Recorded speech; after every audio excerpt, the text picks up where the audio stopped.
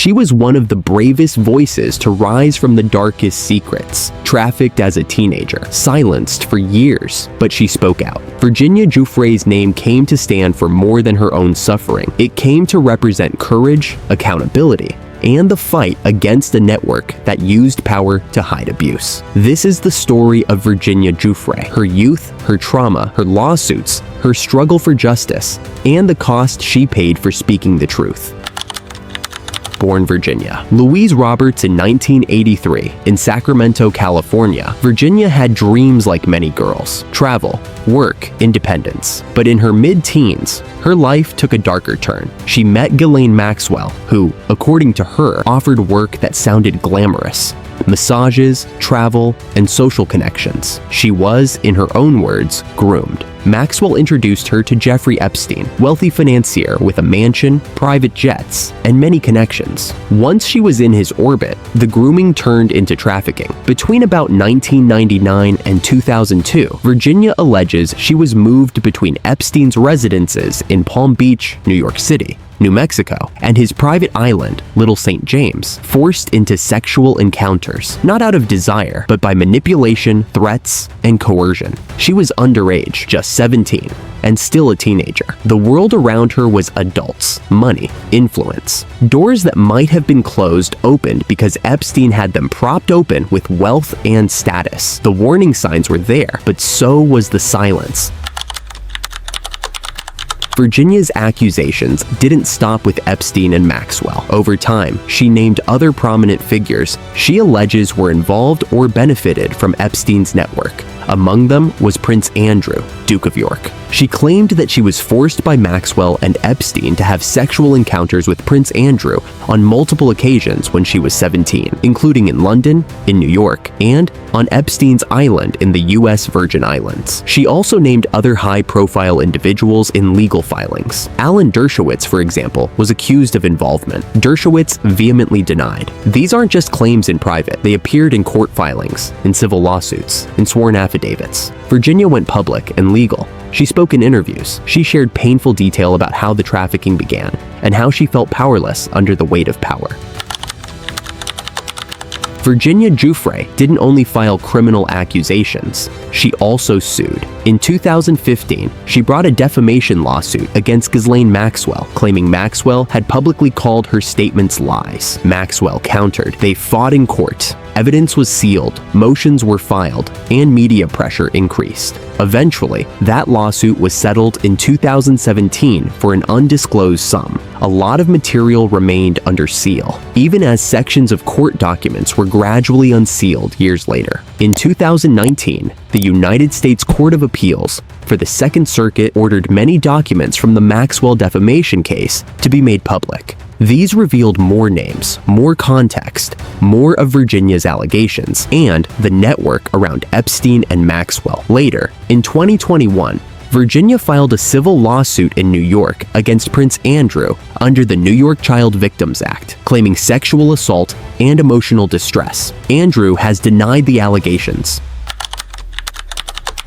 In February 2022, Virginia Giuffre and Prince Andrew reached a settlement in her civil lawsuit. The terms were not fully disclosed, but the agreement included a substantial donation from Andrew to Virginia's charity. Importantly, Giuffre's legal team and statements emphasized that the settlement did not include an admission of wrongdoing. While some saw it as closure, others saw it as only a partial victory. The public revelations unearthed by her lawsuits, photos, deposition transcripts, the flight logs, all contributed to a broader awareness of just how pervasive and hidden sexual trafficking had become in powerful circles. Her activism grew. Virginia became a voice for many survivors who felt ignored. Her willingness to go on record, to stand up in court, to demand that documents be unsealed, those actions helped shift public perception. She helped force accountability. Even if legally, some accusations did not result in criminal prosecution for all implicated. Her story is not one simply of wrongdoing. It's also a story of how systems failed her repeatedly. The 2008 plea deal Epstein struck with prosecutors, for example, was widely criticized for leniency, and for leaving many victims, including Virginia, without adequate legal recourse. Prosecutors had evidence. Virginia's allegations included trafficking, abuse, and coercion, yet many of her claims remained sidelined or unprosecuted. Court cases dragged on. Documents were sealed for years. Many subpoenas, depositions, hearings, and motions passed quietly. Powerful people had lawyers. Victims had trauma. Time, public memory, and secrecy all worked against those who tried to bring truth to light. Virginia herself raised questions about how much influence Epstein and Maxwell's wealth and connections had over prosecutors, judges, and sealed agreements. She claimed that people in power used court agreements and non-disclosure, or delayed actions, to keep the truth buried, and sometimes court rulings agreed. Some documents are only partially unsealed, many redacted, many names still hidden. Despite the immense personal cost, Virginia didn't stop. She built an advocacy platform. She founded nonprofit work. She spoke in interviews, wrote her book, gave depositions, pushed for unsealing of documents, and supported legislation that would give survivors better rights. Over time, her mental, emotional, and physical health challenges mounted. In 2025, she had a serious hospital stay following a car accident, significant injuries, and public disclosures of domestic abuse issues. Her brother and those close to her said Virginia had been struggling. On April 25, 2025, Virginia Giuffre died by suicide at her home in Western Australia, aged 41. Her passing shook many, especially survivors who saw her as fearless. Her family confirmed her death and spoke of how the burden of trauma had become unbearable.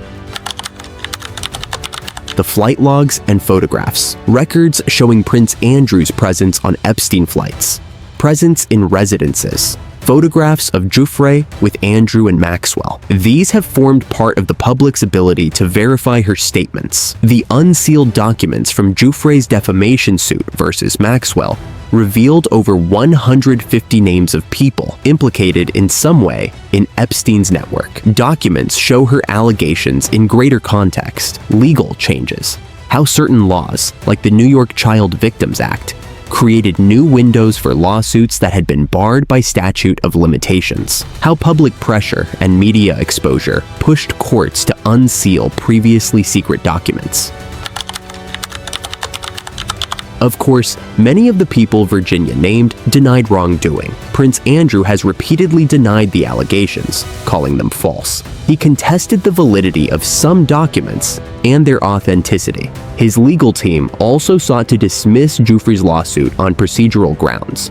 For example, questioning whether Virginia actually resided in the US. Similarly, Ghislaine Maxwell was convicted of multiple crimes related to Epstein's operation, including sex trafficking. She's serving a long sentence, but Maxwell also denied some aspects of allegations or sought to limit exposure of certain documents via legal motions. The sealed or redacted documents, the gag clauses, the negotiated settlements, all of these have been criticized. Some see them as necessary legal strategy. Others view them as tools that allow powerful people to hide behind walls of confidentiality. Virginia insisted no settlement should silence victims permanently or keep the public in the dark.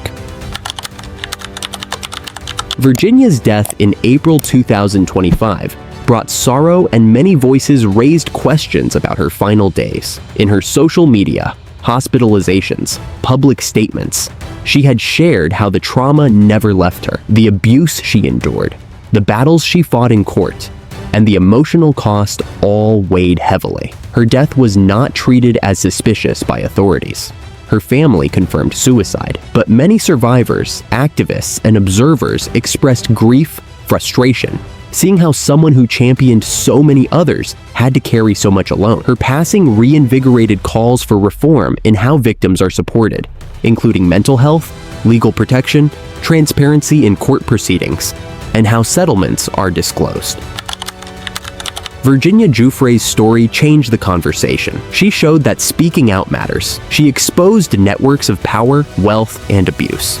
She forced legal systems and media to pay attention. Her life is a reminder of several truths. Traffickers often rely on secrecy, silence, shame, And sometimes, the law helps them. Powerful people have legal tools at their disposal to delay, to seal, to settle. But exposure, documentation, and survivor voices can crack that power. Mental health and trauma care are essential for survivors, not as an afterthought, but as part of the justice process. Laws need to evolve to allow survivors whose abuse happened long ago to come forward. Virginia's legacy lives on in survivors who now feel more able to tell their stories, in legal changes, in advocacy groups, in public awareness. She paved the way for truth, even at a huge personal cost. Virginia Giuffre's case is one of courage in the face of oppression, of resilience in the face of trauma, and of the deep cost of speaking the truth. She fought long and hard,